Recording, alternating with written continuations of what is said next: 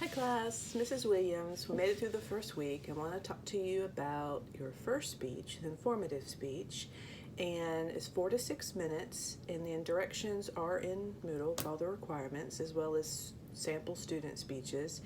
And for the topic, I want you to think about things that you are passionate and knowledgeable. So, do you have hobbies? Favorite subjects in school? Do you practice yoga? So say yoga was the topic you chose. So you have introduction, body, conclusion, right?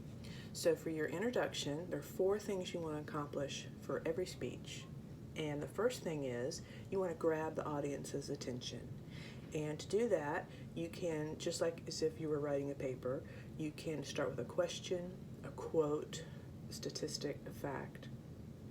And the second thing you want to do is just go ahead and tell the audience what is it that you're going to inform us about.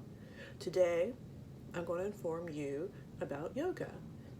Third thing you want to do is tell us why you're credible to speak on this topic.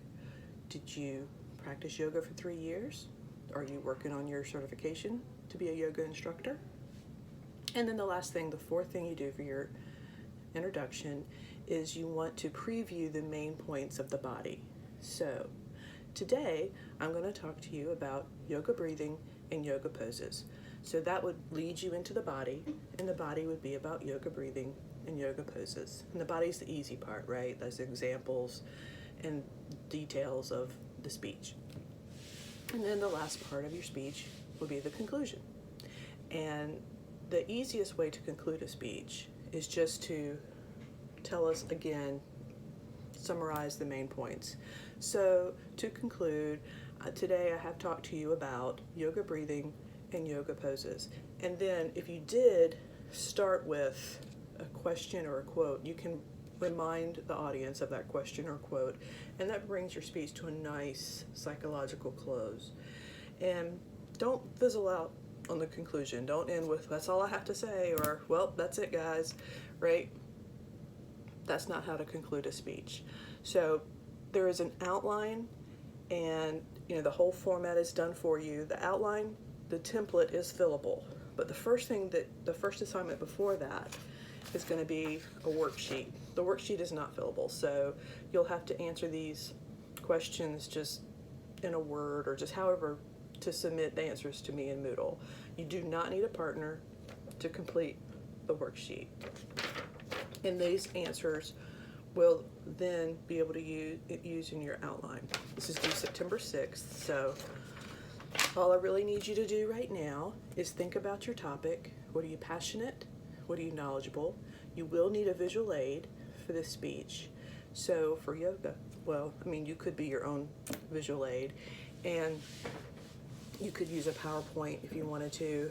You could use actually, my online students, you have an advantage with visual aids over my students who are on campus, because say you wanted to do, how to show us a chip shot for golf. Well, you could actually be outside and show us how to do it. The club, you yourself would be the visual aid.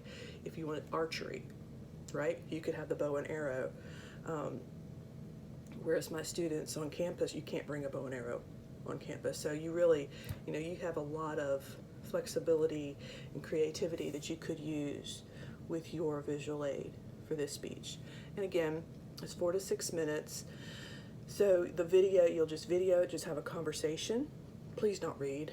Please don't read your speech. That's why, it's something that you already have knowledge on. This speech, you do not have to do any research. You're welcome to, but if you do, you'll need to cite your sources.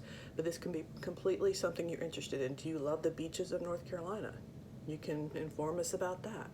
So this is a fun speech, not persuasive, okay? So be sure that we pick a topic that's informative, and when you submit the worksheet, I'll be able to guide you in the right direction to make sure that we are doing informative speech.